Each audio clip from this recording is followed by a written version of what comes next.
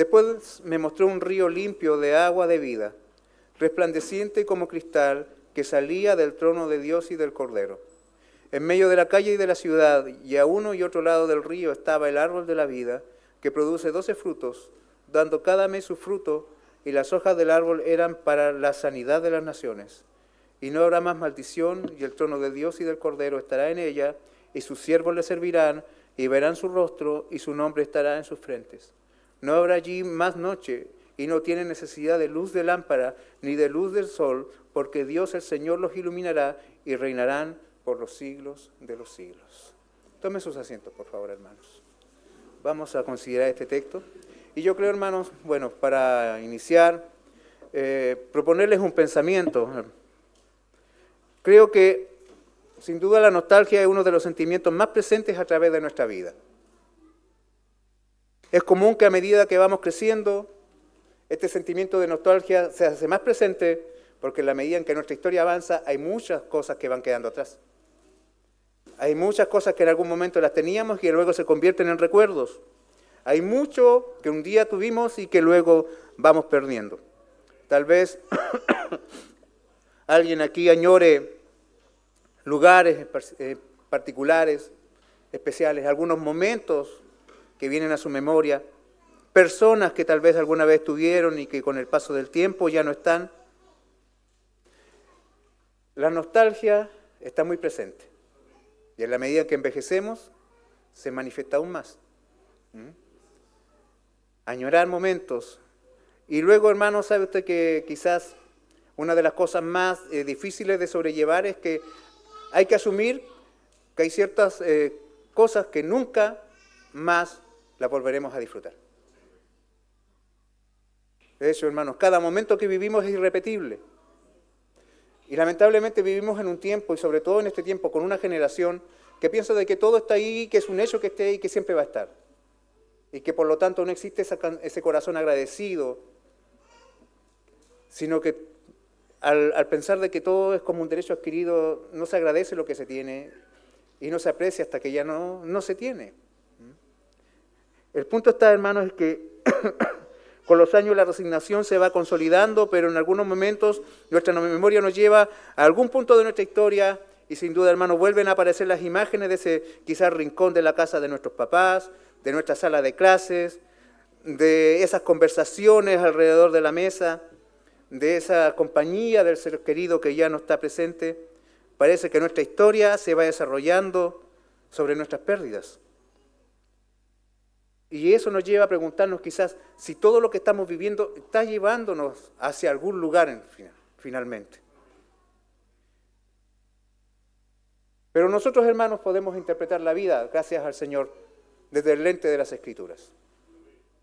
Y tenemos esa bendición y tenemos esa ventaja, quizás.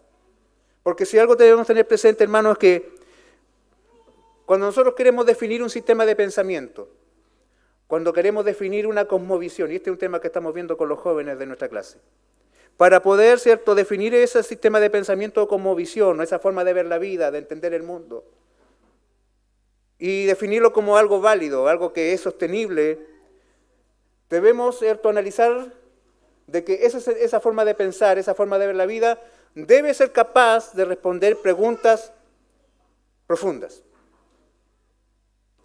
Preguntas profundas como ¿cuáles? Por ejemplo, lo que yo creo tiene que ser capaz de decirme de dónde vengo y tiene que ser capaz de decirme hacia dónde voy.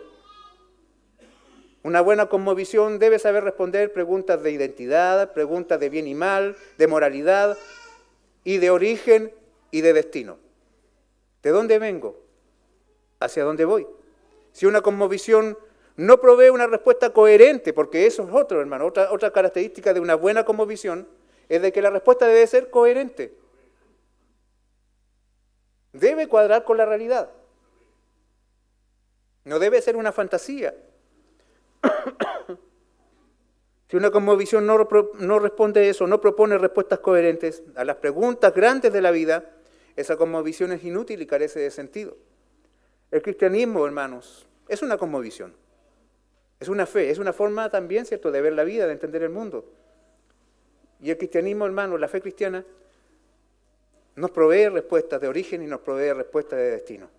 Nos dice claramente de dónde venimos. Dios nos creó. Amén. Nos dice también quiénes somos. Imagen de Dios. Y nos dice también hacia dónde vamos. Nos establece claramente nuestro destino. Hermanos, por eso al llegar al último capítulo de la Biblia, encontramos la respuesta acerca de cuál es nuestro destino, y mejor dicho, cuál es nuestro glorioso destino. El canon bíblico cierra proveyendo una visión gloriosa y necesaria para darle sentido a nuestra vida, hermanos. Si no tuviéramos Apocalipsis capítulo 21 y 22, nuestra Biblia estaría incompleta, la revelación, hermanos, sería fallida. El cristianismo no serviría de nada si no nos dice de dónde venimos y para dónde vamos. En la historia de la redención, hermanos, se nos relata también de grandes pérdidas, como veníamos pensando en un principio. Alguna vez hubo un jardín lleno de delicias, donde el hombre podía disfrutar de la gloriosa bendición, el tremendo privilegio de caminar con Dios, de disfrutar su presencia cara a cara. Pero el pecado, hermanos, puso al hombre fuera de ese lugar. Lo puso fuera de la comunión con Dios y sujeto a la miseria y a la muerte. Pero, hermanos, la historia no puede terminar así. No habría esperanza, hermanos, si el diablo triunfa, si el pecado triunfa y la separación permanece por la eternidad. Y gloria a Dios, hermanos, cómo termina la Biblia. Bendito sea el Señor por cómo termina la Biblia, hermanos. Porque al final del relato bíblico se nos dice que todo lo que se perdió con Adán en el principio es recuperado con Cristo. Todo lo perdido es recuperado. La Biblia comienza con un jardín. En Génesis capítulo 1 y 2 hasta el 3 vemos un hermoso jardín, el Edén. Y si usted, hermanos, revisó lo que acabamos de leer, la Biblia está terminando con otro jardín, más glorioso que el original. Y esto no es una fantasía, sino que es la culminación de la historia de la salvación, donde la creación y la humanidad son restaurados plenamente. Los capítulos 21 y 22 de Apocalipsis forman, hermanos, una unidad íntima que cierra el libro y el canon bíblico, describiendo, hermanos, el reino eterno de gloria, la ciudad de Dios que Él ha preparado para su pueblo, y ya sabíamos de que la ciudad de Dios representa tanto el lugar como la iglesia. El estado de gloria de la iglesia, así también el destino de gloria de la iglesia. Es el lugar, hermanos, donde los hijos de Dios morarán con Él, el Cordero y su pueblo juntos, como la esposa y el esposo. La iglesia como la esposa del Cordero por la eternidad, siendo la casa de nuestro Padre, nuestro hogar eterno y definitivo. Hermanos, porque algo tenemos claro a través de todo lo que hemos leído, y ojalá yo quisiera que al terminar esta serie, por lo menos, cierto, una de las cosas que más llenarían de satisfacción mi corazón después de todo este tiempo que estuvimos recorriendo Apocalipsis, es de que ya nunca más usted va a ver el libro de Apocalipsis como quizás lo habíamos visto, como un libro de miedo, de terror, ¿cierto?, de catástrofes, sino que lo vea como un libro de esperanza y de consuelo. Que lo pueda entender, hermanos, a la luz de todo el resto de la revelación. Y con esto, hermanos, poner paz y gozo a su corazón, sobre todo cuando estamos viviendo todavía a este lado de la eternidad con todas las dificultades que esto implica. Hermanos, saber nuestro destino tiene un efecto poderoso para nuestra vida aquí. Para nuestro aquí y ahora, el conocer nuestro futuro, hermanos, es algo glorioso, pues da fortaleza a nuestra esperanza y sentido a nuestra fe. Nos provee un ancla poderosa, hermanos, sobre la cual podemos asegurar, o a través de la cual podemos asegurar nuestras vidas en medio de las grandes y angustiosas tormentas de la vida. Tenemos un destino maravilloso asegurado por aquel que ya nos dijo en el principio del capítulo 21, estas palabras son fieles y verdaderas. Nuestro Señor no miente, hermanos. Sabemos a dónde vamos y podemos descansar en esto. La gloriosa verdad de que todo lo que se perdió, Cristo lo recupera. Todo lo que el pecado arruinó, Cristo lo restaura. Lo primero que vamos a ver, hermanos, en los versículos 1 y 2, es esta gloriosa verdad que les decía, de este Edén recuperado. En nuestros sermones sobre la ciudad de Dios, hermanos, del capítulo 21, Juan describe la nueva creación como una gran ciudad la Nueva Jerusalén como el lugar santísimo. Ese mismo lugar que estaba presente dentro del templo, ahora magnificado en dimensiones, abarcando toda la creación. Y entendíamos que con esto el Señor nos está diciendo que su presencia no va a estar limitada en la nueva creación, sino que va a estar presente, hermanos, sobre todo el universo. No habrá un lugar donde la presencia de Dios no esté allí evidente para sus criaturas. Vimos en el primer sermón de la ciudad de Dios, ¿cierto? La ciudad de Dios a la distancia. Después la vimos más de cerca en el segundo sermón y ahora ya estamos dentro de la ciudad de Dios, en estos primeros 5 versículos. En estos primeros 5 versículos del capítulo 22 se añade una dimensión nueva a la imagen que ya teníamos frente a nosotros, y esta vez vemos esta nueva creación. Más allá de la ciudad, más allá de los muros, de los cimientos y de las puertas que se vieron en la segunda parte, ¿cierto?, del capítulo 21, la vemos, hermanos, como un jardín, hermanos, glorioso. La ciudad, que es un templo, es también un jardín, y no cualquier jardín, como lo vamos a ver en este momento. El ángel, el mismo ángel que venía mostrándole a Juan, ¿cierto?, a través de todo el capítulo 21, la Nueva Jerusalén, ahora, ¿cierto?, le muestra en esta visión lo siguiente. Dice el versículo 1, después me mostró un río limpio de agua de vida, resplandeciente como cristal, que salía del trono del Dios y del Cordero. Este río de agua limpia, resplandeciente como el cristal, tiene características que van más allá que estas, de cuán limpias son las aguas y cuán resplandecientes son las aguas. Lo primero, hermanos, que tiene que llamarnos la atención es el origen de este río de aguas de vida. El origen de este río, hermanos, es el trono mismo de Dios y del Cordero. Pero lo más especial de este río es que es un río de agua de vida. En las Escrituras, hermanos, tenemos constantes menciones acerca de este río. Y la primera está allá en el Génesis, en el capítulo 2, verso 10, o sea, cuando todavía la caída no ocurría, y podemos leer lo siguiente: y salía del Edén un río para regar el huerto, y de allí se repartía en 4 brazos. La primera mención de este río que ve Juan al final de la revelación la encontramos en el mismo libro de Génesis. Y no solamente, hermanos, se menciona allí, sino que también los profetas escribieron acerca de un río que salía del templo de Jerusalén. Y Ezequiel describe un río, hermanos, en capítulo 47, verso 1, que de la siguiente forma: me hizo volver luego a la entrada de la casa, y aquí aguas que salían de debajo del umbral de la casa hacia el oriente, porque la fachada de la casa estaba al oriente, y las aguas descendían de debajo hacia el lado derecho de la casa, al sur del altar. Y luego en ese mismo capítulo 47, en el verso 5, añade lo siguiente acerca de esas aguas que él veía salir de debajo de las casas. La casa es el templo. Esa visión del templo que estaba teniendo Ezequiel es la casa de la cual, ¿cierto?, surgen estas aguas. Y en el versículo 5 de ese mismo río, ese mismo capítulo dice: era ya un río que ya no podía pasar, porque las aguas habían crecido de manera que el río no se podía pasar sino a nado. O sea, otra vez la imagen del río. Y ahora vamos a Zacarías capítulo 14, verso 8, donde dice: acontecerá también en aquel día que saldrán de Jerusalén aguas vivas. La visión del río de agua de vida tiene un significado glorioso. Y ese significado, hermanos, lo podemos encontrar directamente de los labios del Señor Jesucristo. Por ejemplo, cuando Él hablaba con la samaritana. En el Evangelio de Juan, capítulo 4, verso 10, dice: respondió Jesús y le dijo: si conocieras el don de Dios y quién es el que te dice, dame de beber, tú le pedirías y Él te daría agua viva. Entonces, si usted, hermanos, analiza estos versos, se da cuenta que la principal característica de este río, lo que más tenemos que fijarnos acerca del río del capítulo 22, verso 1, es esto del agua viva.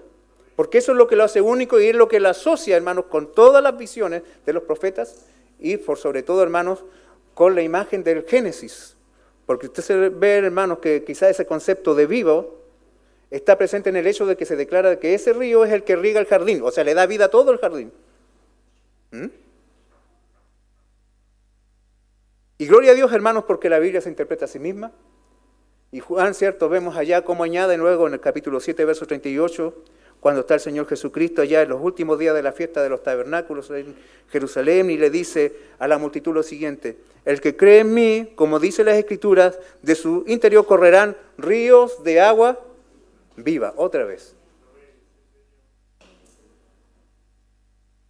O sea, hermano, lo que Juan está viendo aquí es ese caudal de agua viva que está en el Génesis, que lo menciona Ezequiel, que lo menciona Zacarías y que el mismo Señor Jesucristo lo menciona y que Él quedó y se propuso, hermano, sin duda Juan, que quedara muy registrado en su Evangelio y que luego en los últimos que Él escribió, luego Él vuelve a poner énfasis en aquello que ya escribió en su Evangelio. ¿Qué significa este río de agua viva? ¿Qué representa? Porque recuerda usted que esto es un símbolo. ¿Cuál es el símbolo que representa este río? Hermanos, este es el caudal de bendiciones que obtienen todos aquellos que han creído en Cristo. Este río de agua viva fluye desde el interior de todo aquel que cree en Cristo. Eso lo dijo el Señor a la multitud. Y eso es lo que también el Señor le quiso decir a la samaritana. Un agua que no depende de corrientes externas, sino que brota por sí misma, que fluye en abundancia en todo aquel hombre que ha creído. ¿Y qué significará esto? ¿A qué está el Señor refiriéndose con esto? Se está refiriendo, hermanos, a la salvación que Él provee a todo aquel que cree. Amén. Es aquella, hermanos, provisión de gloria y misericordia que Él entrega a los que han confiado en Él como Salvador. Porque al final el gran problema del hombre es ese, que necesita un Salvador. Necesita salvación. Y Cristo viene y da esa salvación, hermano. Y esa salvación está presente desde el principio de la historia hasta el final de la historia. Todo se trata de un Dios lleno de misericordia, salvando a hombres pecadores. Y este caudal de bendiciones proviene directamente del trono de Dios, fluye en abundancia y sacia la gran sed del ser humano, la necesidad del perdón, la necesidad de redención, proveyendo, hermanos, vida en plenitud. Solamente vive plenamente aquel que ha confiado en Cristo y cuyos pecados han sido perdonados, cuya transgresión, hermano, ha sido perdonada. Bienaventurado aquel, como dijo el salmista, cuya transgresión ha sido perdonada. Aquel que no tiene culpa, hermanos, aquel que está en paz con Dios, está viviendo la vida más plena, hermanos. Y recordemos que esa plenitud se había perdido cuando el hombre decide traicionar a Dios allá en el Edén. Desde ese momento en adelante el hombre ha vivido con esa sed insaciable en su corazón por causa del pecado. El pecado promete placer y promete y ofrece al hombre, ¿cierto?, una vida mejor. Pero siempre, hermanos, vemos el engaño que hay detrás, el vacío persiste, la miseria queda. Y desde el Edén el hombre ha venido, hermanos, sufriendo de esta horrible sed del pecado y de la condena. Pero ahora el agua de vida fluye inagotable, porque Dios suple de vida para siempre a su iglesia. Y este es el destino, hermanos, de todo aquel que ha confiado en Cristo. Hasta allá nos quiere llevar el Señor. El Cordero, hermanos, que también es nuestro pastor, nos está conduciendo a ese lugar. Él nos salva y luego nos guarda hasta que lleguemos a ese punto, como bien cantábamos aquí. Él preserva nuestra fe. Apocalipsis 7:17 dice: porque el Cordero que está en medio del trono los pastoreará y los guiará a fuentes de agua de vida. Y luego añade: y Dios enjugará toda lágrima de los ojos de ellos. Qué gloriosa asociación, hermanos, aquí. Sin duda, mientras estamos en el mundo, viviendo para el Señor, salvados por Cristo, hermanos, la condición de la tristeza permanece. Todavía lloramos, pero el Señor nos está conduciendo a un lugar donde nuestra salvación, hermanos, permanecerá para siempre, pero además de eso, hermanos, añade más bendiciones al decirnos de que ya no habrá más llanto ni dolor en ese lugar. Hermanos, por eso vale la pena ser fiel y seguir a Cristo. Vale la pena mantenerse caminando tras las pisadas del Señor. Porque sin duda, si usted, hermano, observa el texto de Apocalipsis 7:17, yo creo que si usted es un lector perspicaz, se habrá dado cuenta cuán parecido es este texto al Salmo 23. El Señor nos pastoreará y nos llevará, ¿cierto?, hacia agua viva. ¿Qué dice el Salmo 23 acerca del buen pastor? Que nos llevará a aguas de reposo. Es el destino, hermanos, de aquel que ha creído en el Señor. Por eso, hermanos, si algo ha de saciar tu sed, debe ser Cristo. Fuera de Cristo la sed permanece. Si buscas plenitud fuera de Cristo, no hay plenitud. La verdad es esa. Estarás engañado. El placer dura unos minutos, pero la condena dura la eternidad. Pero Cristo, hermanos, vino a resolver ese conflicto, vino a resolver ese problema. El que bebe del agua del pozo de Jacob, le dijo la samaritana, volverá a tener sed. Pero yo doy un agua que sacia la sed para siempre. Aquellos que han bebido, hermanos, de las aguas que Cristo ofrece, nunca más volverán a tener sed. ¿Por qué? Porque el perdón permanecerá para siempre para aquellos que han confiado en Cristo. Por eso, hermanos, no es suficiente cavar cisternas rotas que no retienen agua. No atemos nuestra esperanza en las cosas de este mundo que va a perecer. Dios es el único que nos puede sustentar eternamente. Y al llegar a este jardín, a esta visión del jardín, esa verdad sigue presente. Bendito sea el Señor. El río del Edén ha sido recuperado.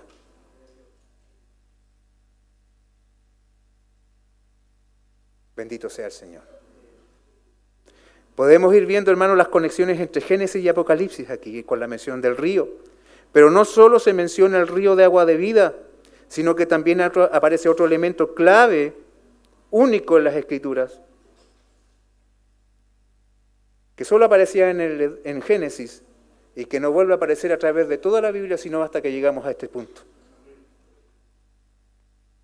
Y que también, hermano, estaba definitivamente perdido por causa del pecado. Y nosotros podemos leer, hermanos, acá, que dice acá en el verso 22, capítulo 22, verso 2, en medio de la calle de la ciudad, y a uno y otro lado del río, estaba el árbol de la vida, que produce 12 frutos, dando cada mes su fruto, y las hojas del árbol eran para sanidad de las naciones. Este árbol de la vida, hermanos, solamente aparecía en el libro de Génesis.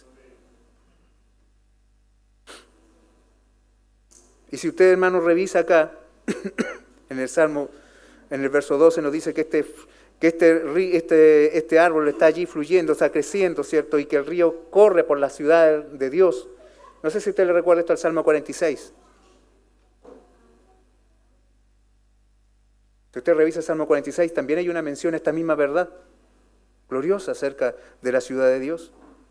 Y acá vemos, hermanos, de que este árbol perdido en el Edén, por causa del pecado, otra vez está disponible para todos aquellos que han confiado en el Señor. Juan tiene, hermanos, en mente aquí la profecía de la visión del río de Ezequiel 47, esa que ya vimos, pero en el verso 12 dice lo siguiente: y junto al río, en la ribera, a uno y otro lado, crecerán toda clase de árboles frutales, sus hojas nunca caerán, ni faltará su fruto. A su tiempo madurará, porque sus aguas salen del santuario, y su fruto será para comer, y su hoja para medicina. Idéntico a como lo declara Juan acá en el verso 2. Bendito sea el Señor. Juan dice que a orilla del río se encuentra el árbol de la vida, que da 12 clases de frutos.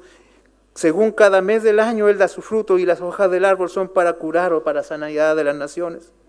El árbol de la vida da, hermanos, 12 clases de fruto, los 12 meses del año. Ya hemos escuchado mucho acerca del número 12 en el libro de Apocalipsis. Y siempre el número 12, hermanos, tiene una connotación de plenitud y está asociado con las obras de Dios, está asociado con el pueblo de Dios, con la iglesia en particular. Así como las 12 tribus, los 12 nombres de la tribu de Israel en la ciudad, así como los 12 fundamentos con los nombres de los apóstoles en la misma ciudad, en el capítulo 21, acá vemos, hermanos, que este árbol tiene 12 frutos. Y con esto, hermanos, simboliza la totalidad del pueblo de Dios. Así también se nos dice que aquí en la nueva creación el fruto del árbol de la vida será una provisión abundante que cubrirá perfectamente todas las necesidades del pueblo de Dios. Todos los redimidos comerán del fruto del árbol de la vida, y allí, hermanos, habrá sanidad. No es que haya posibilidad de enfermedad, sino que está hablando, hermanos, de que en la eternidad habrá un estado de plenitud tal que todas aquellas cosas que más nos recuerdan nuestra miseria en este mundo, como es la escasez y como es la enfermedad que luego conducen a la muerte, eso ya no tiene poder sobre aquellos que Cristo ha salvado allá en la eternidad. Todo lo que causa temor e inseguridad en este mundo, hermanos, ya no existe para los hijos del Señor. Porque allá todo lo que se había perdido ha sido recuperado por Cristo. Todos los redimidos tendrán acceso a este lugar. Y esto es una imagen de plenitud, de abundancia, de suficiencia. Recordemos, hermanos, que este árbol fue vedado para Adán y Eva después de la caída. Una espada ardiente impedía volver a él. Sin duda una trágica pérdida por causa del pecado. Y Dios dijo, no les permitiré volver. No sea que tomen del árbol de la vida y vivan para siempre en esa eterna condición de pecaminosidad. Pero luego, hermanos, llegamos al Evangelio y allá el Señor Jesucristo dice, yo soy el camino. Y al hablar del camino, hermanos, usted observa luego en Hebreos de que Él abrió un camino a través de su propia carne para que el hombre tenga acceso a aquello que no tenía permitido acceder. O sea, a través de Cristo, hermanos, ese camino que estaba cerrado, ese camino a la vida eterna, que estaba cerrado por causa del pecado y que quedó allá en el Edén perdido, ahora es recuperado y nosotros vemos de que sí, venció Cristo al punto de que no solamente rasgó el velo de arriba abajo, sino que este árbol que estaba impedido que nosotros accediéramos, ahora está nuevamente accesible y las naciones tienen vida a través de él. Y hay vida eterna, y hay plenitud, y hay suficiencia, y hay abundancia, porque Cristo, hermanos, venció con su sacrificio y permitió esto, hermanos. Maravillosa condición del destino de la iglesia. El Edén del Apocalipsis, del capítulo 22, sin duda es mayor y más glorioso que el Edén del Génesis. Si usted lo compara, hermanos, es mucho más glorioso. La realidad del mundo venidero supera con creces el mundo que hemos perdido. Ahora todos tenemos acceso al fruto del árbol de la vida en todo momento. Sin duda estamos hablando aquí de un momento futuro. Y yo creo, hermanos, que cuánto consuelo para un pueblo tiene que haber habido en estas palabras para un pueblo que aún soporta los estragos de la caída. Para una iglesia, hermanos, que en su origen sufría persecución, hambre y muerte. Cuánto consuelo, hermanos, hay en estas verdades para todos aquellos que hemos perdido a alguien o algo. Para los que llevan una herida en el corazón, para los que aún secan lágrimas. Hermanos, vemos que vamos a un destino donde no hay más enfermedad, no hay escasez, no hay muerte y por sobre todo no hay más pecado, ni sus consecuencias. Esta visión nos asegura un futuro de plena restauración. Esto nos anima a soportar las pruebas presentes. Esas pruebas pesadas de la vida presente, hermanos, pueden ser sobrellevadas con esto en nuestros ojos, mirando a Cristo. Cuando decimos miramos a Cristo, hermanos, no podemos separar nuestra visión de las obras de Cristo y las victorias de Cristo. Y con esto, hermanos, se afirma para nosotros esta gloriosa verdad. Piensa en esto, hermanos, cada vez que te sientas triste.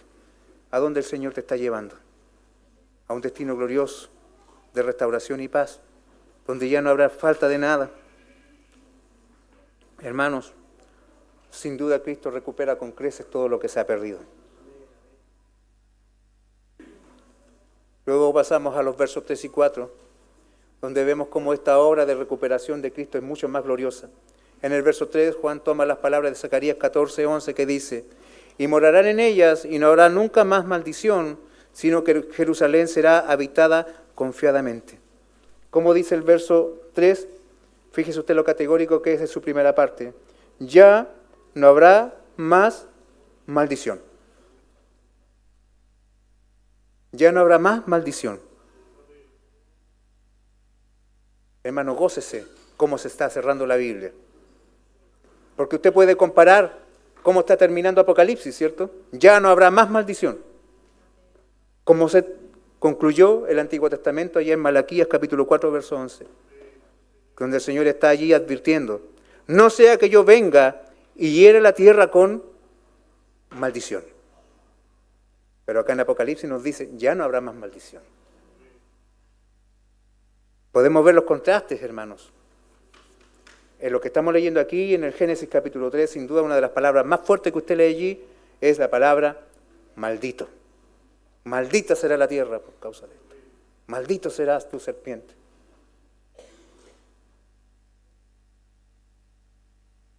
La maldición de Dios vino sobre Adán y Eva, sobre la creación por causa del pecado. Y desde ese momento, hermanos, cada descendiente de Adán ha caminado en este mundo bajo la sombra de la maldición de Dios. Dolores, sufrimiento, muerte, violencia, cardos y espinos en vez de frutos.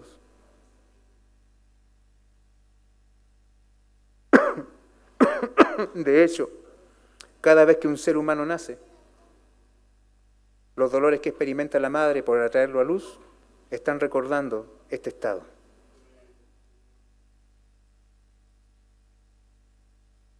Esto estuvo siempre presente en la mente, hermanos, de las mujeres del tiempo antiguo.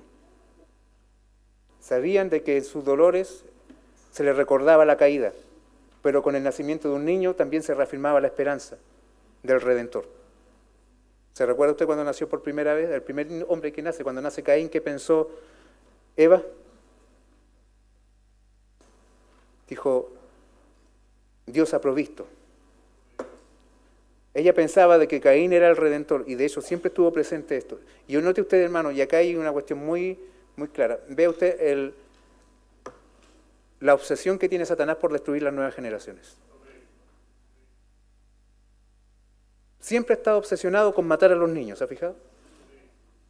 Lo vemos, hermanos, en el faraón, lo vemos con Herodes, lo vemos, hermanos, con los cananeos que sacrificaban los bebés a Moloc, lo vemos ahora, hermanos, con los gobiernos abortistas. Una obsesión de Satanás, hermanos, por matar niños. Porque cada niño, hermano, nacido representaba esta esperanza del Génesis 3:15. Acá se nos dice, hermanos, de que la maldición ha estado presente a través de toda la historia. Este mundo, hermanos, tan deseado por tantos, tan amado por muchos, ¿es un lugar que está bajo la maldición de Dios? Las cosas no son como debieran haber sido. Y gloria a Dios que las cosas en el futuro no serán como son ahora. Y podemos leer, hermanos, aquí, la maldición, ¿qué es? ¿Cómo la podríamos definir? ¿Cómo la podemos entender? La maldición, hermanos, es la consecuencia del pecado, es la sentencia de Dios sobre la creación y los hombres, que Él, cierto, sentenció allá en el Génesis capítulo 3, del verso 17 al 19, después de la caída. Esta maldición pesa sobre nosotros hasta que el Hijo de Génesis 3:15 viene al mundo y derrota a la serpiente. Gálatas 3:13 dice, Cristo nos redimió de la maldición de la ley, hecho por nosotros maldición, porque está escrito, maldito todo el que es colgado de un madero. Y esto es maravilloso, hermanos, porque ¿cómo derrotó Cristo la maldición? Haciéndose Él maldito, identificándose Él con nuestra miseria. Bendito sea nuestro Señor Jesús. Sin duda a veces, hermanos, nos preguntamos cuál fue el alcance del sacrificio redentor de Cristo, pero aquí lo podemos observar. La victoria de nuestro Señor es definitiva. Al ser levantado en la cruz, hermano, identificándose con nuestra maldición, la maldición se termina. ¿Se recuerda usted de ese pasaje, hermanos, del libro de Números, de las serpientes venenosas que están atacando al pueblo de Dios? De las serpientes ardientes que atacaban al pueblo del Señor, y el Señor dijo, cierto, a Moisés, para que el pueblo deje de morir, haz, cierto, una imagen de algo, y ponla en alto, y todo aquel que mire esa imagen, cierto, será salvado de la mordida de la serpiente. Ahora, ¿cuál era la imagen que tenía que ser levantada?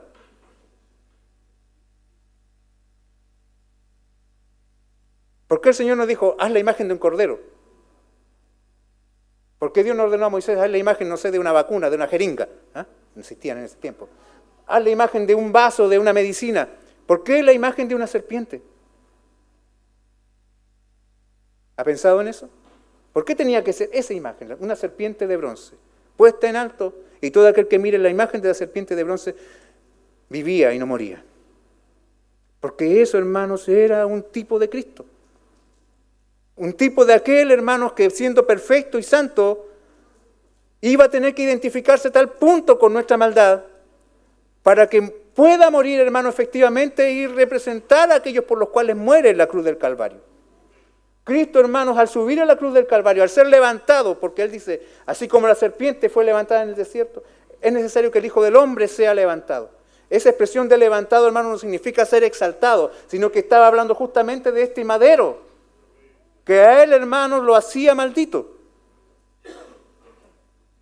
Y al ser levantado él, hermanos, de esta forma, al identificarse él con nuestra maldición, al serse él maldito, al ser clavado en una cruz, nada era por capricho, nada era porque, bueno, se me ocurrió, me pareció creativo. No, hermano, así tenía que ser para que las Escrituras se cumplieran y entonces la salvación fuera efectiva. Y por eso, hermano, cuando tú miras a Cristo en la cruz, estás viendo lo que tú tendrías que haber recibido. Estás observando, hermanos, el juicio que sobre ti y mí tendría que haber caído. Pero Cristo, hermanos, absorbió nuestra maldición. Él que era el bendito de todos. El más hermoso de los hijos de los hombres, sobre el cual toda, hermano, virtud había sido derramada, como dicen los salmos. Él se hace maldito. ¿Para qué? Para que ahora podamos leer, hermanos, en Apocalipsis capítulo 2, 23, ya no habrá maldición. Él, hermanos, carga con nuestra maldición. Se identifica con nosotros a tal punto, hermano. ¿Y qué éramos nosotros antes de Él? Sino malditos. Porque vivíamos en contra de Dios y para nuestro pecado. Ahora la maldición es retirada completamente por Cristo. Allá en el cielo, hermanos, nadie cosecha espinos, porque ya no hay maldición. Es el regreso glorioso del hombre que había estado atado al pecado a su condición original. Esa condición de plena redención, hermanos, de una relación maravillosa entre Él y el Creador. Ahora somos bienaventurados, no malditos. ¿Por qué? Porque Cristo absorbió nuestra maldición. Pero la mayor evidencia, hermanos, de que ya no hay maldición es esta. Sigamos leyendo el verso 3. Y el trono de Dios y del Cordero estarán en ella, y sus siervos le servirán. Esto es una gloriosa restauración, hermanos, a la condición de comunión original que tenía el hombre con Dios allá en el Edén. Porque la cosa más terrible, donde la maldición más se vio, hermanos, la maldición del pecado más se hizo presente, no fue que la tierra ahora daba espinas, o que la mujer da a luz sus hijos con dolor. La evidencia de la maldición está en el hecho de que ya no teníamos comunión con Dios por causa de nuestro pecado, porque nadie inmundo puede estar en su presencia. Pero en cambio acá, hermanos, luego de que se nos dice que no hay más maldición, se nos dice que el trono de Dios y del Cordero está allí en medio de ella. ¿Y quién es ella? La ciudad de Dios. ¿Y quién es la ciudad de Dios? La iglesia del Señor. ¿Está viendo usted la palabra, hermanos? En toda su gloriosa plenitud. Ya no habrá separación entre Dios y nosotros, hermanos. Estaremos siempre en comunión con Él. Y es más, si usted lee el texto, dice de que no solamente estaremos allí observando y disfrutando del trono de Dios, sino que todos aquellos que allí están le servirán. Le servirán, vea usted lo que dice el verso 3, y sus siervos le servirán. Cuando estudiamos el Antiguo Testamento, hermanos, se dio cuenta de algo, que cuando Dios puso al hombre en el Edén, y el plan original era de que el hombre convirtiera luego todo el mundo en un Edén. Que el hombre sirviera a Dios y actuara como rey delante de Dios, como un representante de Dios en toda la creación. Y luego todo eso se ve estropeado por el pecado. Acá vemos, hermanos, que el propósito original para el cual el hombre es creado es restaurado plenamente aquí, en este punto de la historia. Porque aquí, hermanos, todos los que moran frente al trono están sirviendo al que está sentado en el trono y al Cordero. Hermanos, esto es glorioso. O sea, por fin acá estaremos viviendo para lo que fuimos creados. Para servir al Señor. Cuando de repente usted piensa en esto, bueno, en el cielo solo haremos eso. Hermano, el que dice solo haremos eso es porque todavía está amando mucho este mundo. Todavía ama mucho este mundo, todavía tiene mucho que crecer en cuanto a su entendimiento del Evangelio. Hermano, lo que le da sentido a tu vida no es cuán grande dejas tu casa, cuán hermosa tienes tu casa, cuán bien vistes a tus hijos. Lo que le da sentido y valor a tu vida es cuánto estás sirviendo a Cristo con esta vida que Dios te dio. ¿Por qué? Porque cuando lleguemos a la eternidad, lo que haremos día y noche es servir al Señor. Y si aquí te aburre servir a Cristo, hermano, tienes problema entonces para llegar al cielo. Si aquí estás lleno de excusas para servir y te falta mucho el tiempo y tienes tantos compromisos, hermano, y estás tan atado a este mundo, entonces, hermano, yo te invito a que empieces a considerar. Porque la eternidad Algo que estaremos haciendo.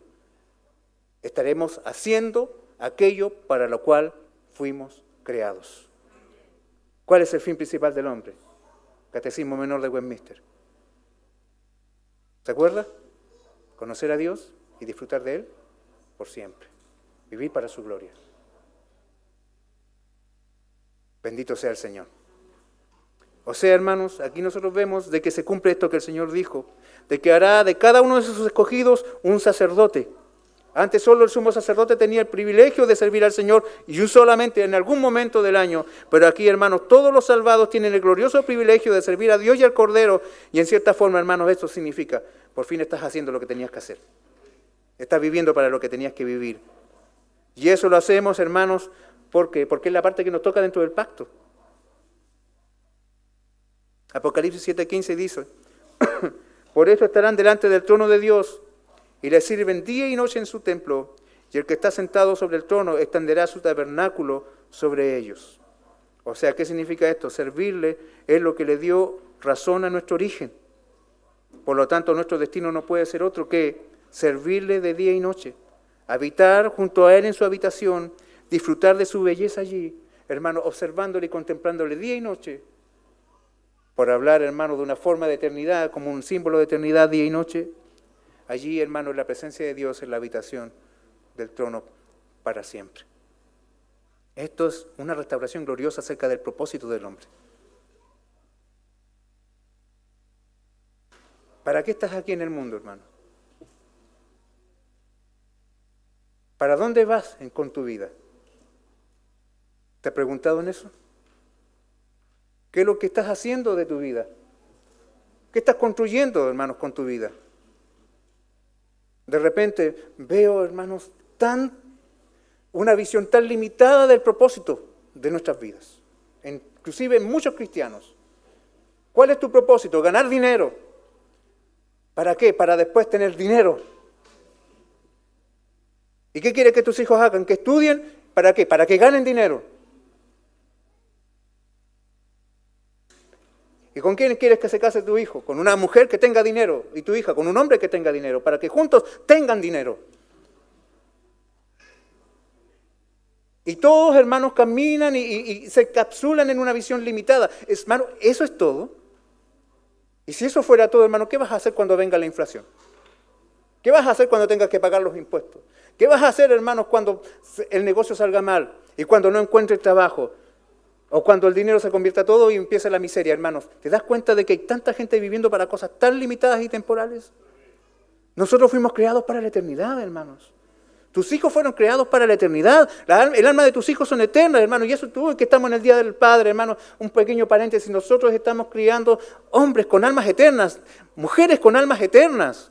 Y si solamente nosotros estamos pensando en que tengan una buena carrera y que se casen con un buen partido, y que eso es todo, hermano, no hemos entendido nada. Yo siempre le he dicho, hermano, estoy contento de que tengo hijos inteligentes, el Señor me dio una bendición así que les va bien en sus estudios, pero yo antes que, hermano, ingeniero aeroespaciales, quisiera tener hijos cristianos. Y gracias al Señor, el Señor me va respondiendo, pero es un esfuerzo constante. Yo no quiero, hermanos, tener hijos millonarios, quiero tener hijos, hermanos, con tesoros en el cielo. ¿Me está entendiendo, hermanos? El Señor nos ayude. Para eso fuimos creados, hermanos. Y ese es el destino nuestro. Allá nadie va a hacer mansiones, las mansiones ya están, ¿se fija? Bendito sea el Señor. Y esto no es, hermano, un mensaje a la mediocridad. Entonces el pastor está diciendo, tengamos hijos mediocres, que no estudien. No, hermanos, que sean los mejores en su clase. ¿Por qué? ¿Para que ganen dinero? No, hermanos, para que glorifiquen a Dios con eso. Sean los más honestos, los más respetuosos, los más sabios, los más excelentes, con las mejores notas, que estudien, que se noten que son cristianos porque viven para glorificar a Dios. El Señor, hermanos, nos está mostrando acá un destino y tenemos que prepararnos ya para este destino. El Señor nos está diciendo de que estaremos haciendo allá lo que le da sentido a nuestra vida. Y el alcance de la restauración va más allá, hermano, de lo que el hombre podría imaginar. ¿Se da cuenta usted? A menos que nos sea revelado, no podríamos habernos imaginado tanto, hermanos. Antes del pecado, el hombre podía caminar junto a Dios en el Edén, Pero esa comunión se perdió con el pecado. Y en vez de comunión ahora hubo vergüenza y temor. Desde ese momento, hermanos, leemos constantemente que nadie puede ver el rostro de Dios sin morir.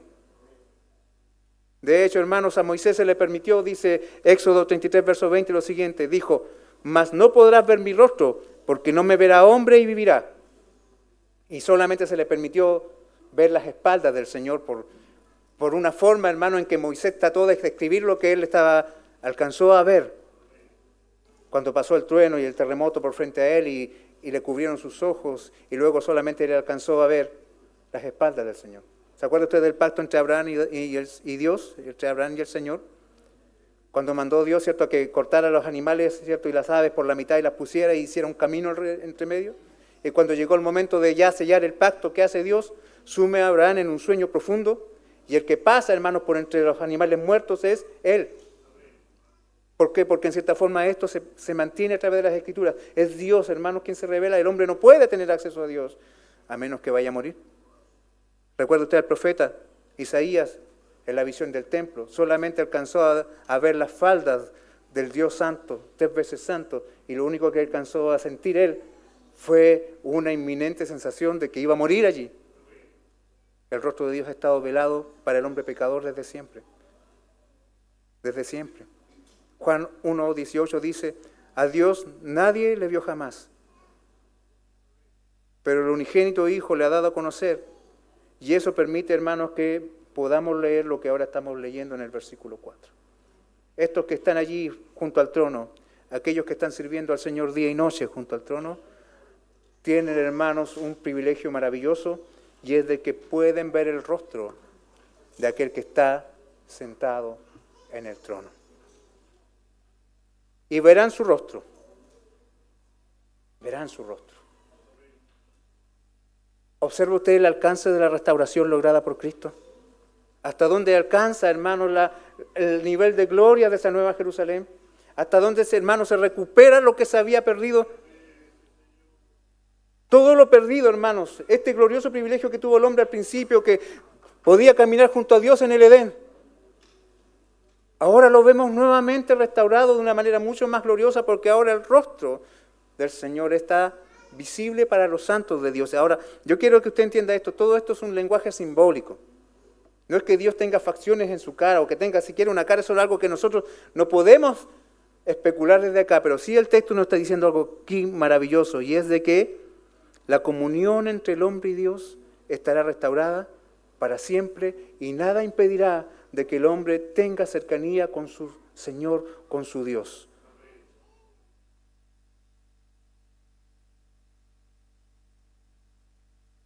No habrán oraciones sin contestar. No habrán silencios de Dios. ¿Cuántas veces usted ha batallado con los silencios de Dios en su vida? ¿Le ha pasado eso a usted? Yo no creo que sea el único. Yo creo que le ha pasado también. De que pareciera que no hay respuesta, que pareciera que no hay cercanía, que usted dice, pero Señor, no te siento, ¿sí o no? Hermano, ¿sabe usted que no va a necesitar eso? Sentir a Dios, porque esta visión del verle a su rostro es mucho más que solo sentir. Es una comunión concreta, perfecta, una cercanía, hermano, sin ningún tipo de límite. Cuando el sumo sacerdote, hermanos, entraba al lugar santísimo, solamente podía hacerlo un día al año y solo si la sangre del cordero había primero sido derramada. Y corriendo el riesgo de que tuvieran que sacarlo muerto por debajo de las cortinas. Acá, hermanos, ya no existe aquello. Hay plena restauración. Es una comunión gloriosa, tal como la hubo en Edén. Y de hecho, mejor aún. Qué gran privilegio, hermanos. Pero a eso se añade la cláusula gloriosa del verso 4. Y su nombre estará en sus frentes. El nombre del Rey, el nombre del Cordero, el nombre del Dios que está en el trono ahora está también en las frentes de aquellos que están sirviéndole y que le pueden ver cara a cara aquí, hermanos, en este lugar de la eternidad. El nombre en las frentes nos recuerda el sello de Dios sobre los escogidos. Cuando leíamos acerca de los sellados, ¿se acuerda? Y esto, hermanos, ¿qué indicaba? un sello siempre indica dos cosas. Indica pertenencia e identidad. El sello estaba sobre todo aquello que le pertenecía a alguien, y aquel que tenía ese sello se identificaba con aquel quien era su dueño. Solo los que llevan ese sello pueden llegar al nuevo Edén. El Cordero, hermano, redimió a su iglesia, pagó un alto precio por hacerla suya y ahora le pertenecen para siempre. Y nadie puede poner una mano sobre su novia porque es Dios quien es su dueño y es más, Él se identifica con su propiedad. Es mío, ¿por qué? Porque mi nombre está puesto sobre su frente. Esta promesa nos asegura una gloriosa comunión con Dios. La certeza de que un día veremos su rostro es posible porque desde cuando Cristo nos redimió, llevamos su nombre puesto en nuestras vidas. Y nadie puede arrebatarnos de su mano, como dice el Evangelio de Juan. Las ovejas del Señor conocen a su pastor. Y Él también conoce a sus ovejas. Bendito sea el Señor. Cristo nos redimió, llevamos su nombre marcado en nuestras frentes como un sello de propiedad, lo cual, hermanos, en este mundo caído nos da una seguridad inquebrantable. Sea donde vayas, hermano, tú vas como alguien que le pertenece a Dios. Esté sufriendo lo que esté sufriendo, está sufriendo como alguien, hermanos, con quien Dios se identifica. Y eso, hermano, nos da certeza mientras esperamos ese día de la gran restauración, hermanos. Somos suyos por siempre. Y Él nos mostrará su gloria. Veremos su rostro. ¿Por qué? Porque ya no hay más maldición. Y luego vemos en el verso 5 lo siguiente. Y no habrá allí más noche, y no tienen necesidad de luz de lámpara, ni de luz del sol, porque Dios el Señor los iluminará y reinarán por los siglos de los siglos. Estamos llegando ya al final de esta descripción del destino eterno de los santos, hermanos. Y hemos apreciado cómo la historia termina de una forma más gloriosa que podríamos haber esperado, hermanos. La recuperación de todo lo perdido, pero con un mayor nivel de gloria. Y en este verso, hermanos, volvemos a leer aquello que se dijo en el capítulo 21, verso 23, acerca de que ya en la Nueva Jerusalén no hay sombra, no hay sol, no hay luna, no hay día, no hay noche, no hay necesidad de luz. ¿Por qué? Porque el Señor Dios es quien los ilumina. ¿Y esto qué significa, hermanos? ¿Por qué Juan enfatiza en esta verdad? ¿Por qué la vuelve a repetir? Porque es algo que el Espíritu Santo quiere que tengamos claro, hermanos. Es de que nunca más aquello que representa la oscuridad. ¿Qué representa la oscuridad?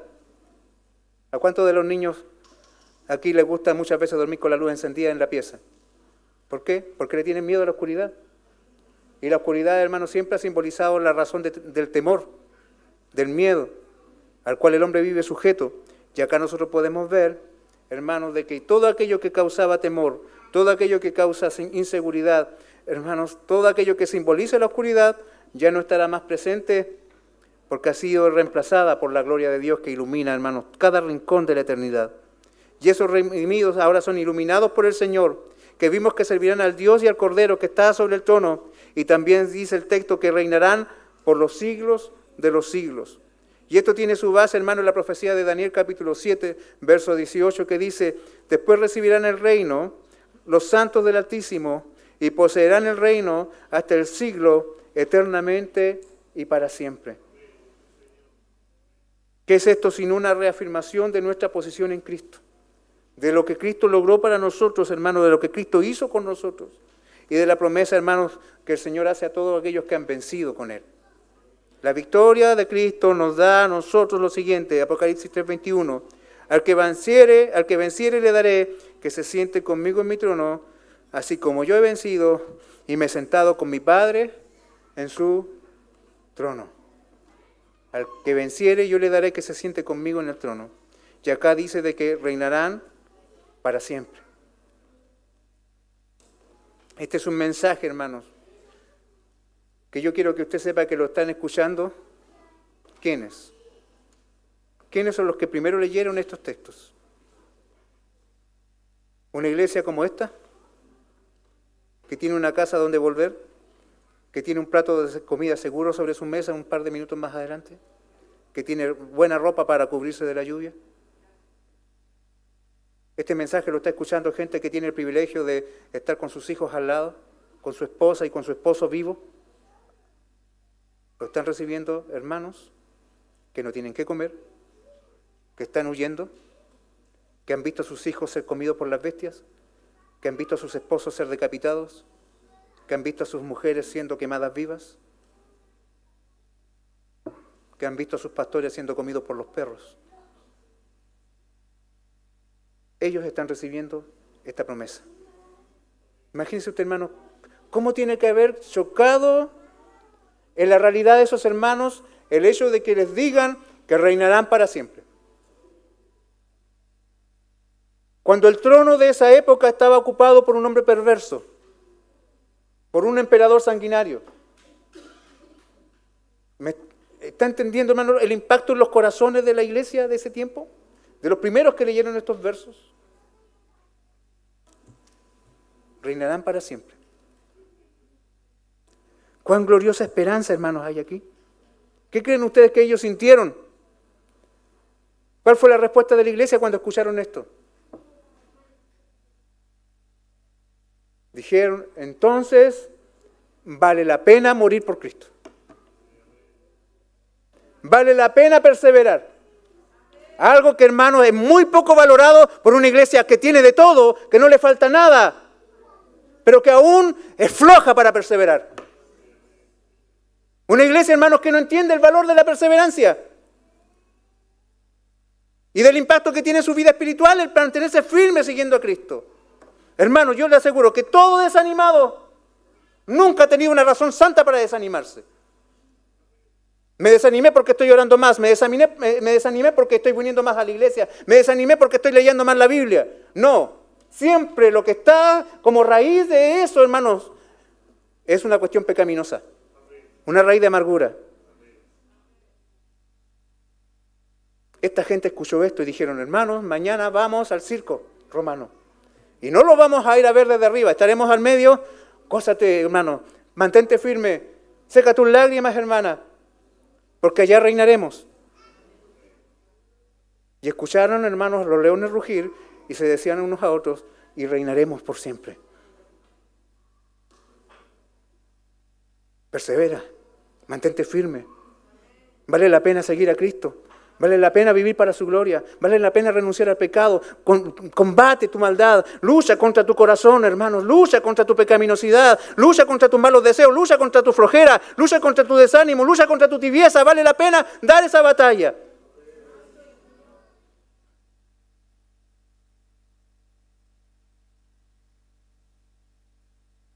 Deja tu excusa de lado, hermano. Basta de niñerías. Basta de inmadurez, hermano. Yo le puse así intencionalmente a las peticiones de oración de los días jueves, una especial. Oremos por madurez espiritual. Porque lo necesitamos, hermano. Porque vale la pena. Oiga, hermanos, es una vergüenza que la iglesia del siglo XXI viva como está viviendo cuando nuestros hermanos del siglo I, hermanos, entendían las cosas de una manera, hermanos, tan diferente a nosotros y escucharon las mismas palabras que nosotros. Y en peores circunstancias que nosotros.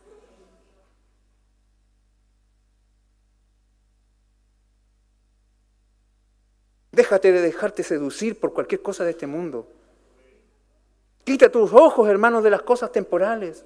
Aparta tu corazón de las cosas tras las cuales corre el mundano. Veo a tantos hombres de Dios que son llamados a ser santos, corriendo detrás de lo mismo que corre el impío, deseando lo mismo que desea el pecador, menospreciando el trono de Cristo, menospreciando su victoria, dándole valor a algo que, hermanos, va a perecer. Oh, hermanos, considera esto. La iglesia sufría la persecución. Hermanos, así como todo peregrino a este lado de la eternidad, esto nos tiene que llamar a perseverar en el camino del Evangelio, soportando los dolores, soportando las aflicciones del tiempo presente. ¿Cuánto valor le añade a nuestra esperanza el escuchar estas gloriosas palabras en este punto, hermano, de la descripción final del lugar de destino de la iglesia? El Señor nos ayude, hermanos. La vida, lo decíamos al principio, es una sucesión de pérdidas. Pero la redención surge de la más grande de todas. El pecado trajo una tragedia devastadora, aparentemente, hermanos, irreparable. Si usted lee Génesis 3, al final se da cuenta lo irreparable de la situación. Y si usted avanza hacia el capítulo 4, lo primero que encuentra a continuación de la caída es un hermano matando a su hermano. Todo va de mal en peor. Y avanza, hermanos, por la historia, llega al capítulo 6, y ya en 6 capítulos vemos que el Señor dice, no hay nada bueno aquí. El corazón del hombre es de continuo al mal. Oiga, eso nos dice cuán grande fue la pérdida, cuán trágica fue la pérdida, cuán irreparable aparentemente es. Mas, sin embargo, fue precisamente esta necesidad la que hizo indispensable una obra de redención magnífica como la que vimos en la cruz. Porque la obra de la cruz, hermano, en cierta forma, es proporcional a la dimensión de lo que se necesitaba para reparar. ¿Por qué el Señor dijo ya, Pedro, muere tú? Porque fue Él el que tuvo que morir. Por el valor de aquel que está siendo ofrecido, hermanos. El valor de Cristo es infinito, porque la maldad del hombre es infinita. La maldad de los redimidos era infinita. Por eso se necesitaba un sacrificio de valor infinito. ¿Para qué? Para que podamos ver esta gloriosa obra redentora capaz de transformar el destino de destrucción y condena eterna y conducirlo hacia la gloria eterna para quienes han puesto su fe en Cristo. Sé que hay pérdidas tan profundas y dolorosas que a veces nos preguntamos, ¿y valdrá la pena seguir poniendo nuestra fe en Cristo? Y encontramos respuesta en lo que acabamos de leer, hermanos. Se nos recuerda de dónde venimos y también se nos está diciendo hacia dónde vamos. Saber en nuestro destino le da valor, hermanos, al sufrimiento que quizá hoy día estamos experimentando. Si tengo que secar lágrimas aquí, las secaré porque sé que allá no lloraré más. Si tengo que volver a levantarme aquí, me levantaré porque sé que allá ya no habrá más caídas. Hermanos, la Biblia nos describe un lugar que trasciende toda comprensión, un destino glorioso que no podemos expresar completamente con palabras. Siempre añoramos lo que se pierde, ¿cierto? Pero acá este texto, hermano, quiere que nosotros añoremos algo que todavía no tenemos y que deseemos algo que aún no hemos alcanzado. Como una certeza segura, porque la redención obrada por Cristo nos garantiza que un día le veremos en su plenitud, cara a cara. A veces pensamos que la obra de Cristo se trata solo del perdón de pecados, pero usted vea el alcance de la obra de Cristo en este texto. Va mucho más allá que eso. Es la reversión de toda la maldición que permite el regreso a un Edén mucho más glorioso, a una comunión con nuestro Dios mucho más maravillosa que al principio, donde habrá, hermanos, allá mucho más que felicidad, mucho más que plenitud, mucho más que amor, hermanos, que el que hemos conocido. Conoceremos más de nuestro Dios. Su rostro, hermanos, ya no será más un misterio para nosotros. El cielo es descrito como un lugar maravilloso. ¿Por qué? Porque en el cielo, hermanos, hay algo más maravilloso que el mismo cielo. Y es quien está allí. Aquel que veremos cara a cara un día. Nuestro Salvador, nuestro Señor Jesucristo, el Cordero de Dios inmolado en nuestro lugar. El que tomó nuestra maldición para hacer de nuestras vidas hoy día una bendición. Esta esperanza debe sostenernos en nuestro presente, hermanos. Debe regir nuestra vida ahora. Debe sostener nuestra fe. Debe darle sentido, hermanos, a nuestra paciencia. Debe darle valor a nuestro sufrimiento. Nos tiene que ayudar en nuestra perseverancia. Saber a dónde vamos, hermanos, le da valor al camino que transitamos. Amén. A veces los caminos se vuelven difíciles, intransitables en algunos puntos. Pero saber a dónde te lleva ese camino al final te hace seguir caminando. Este es el destino de la iglesia. Así que vale la pena, hermano, seguir. Amén. Sigue confiando en Cristo. Sigue descansando en tu Señor.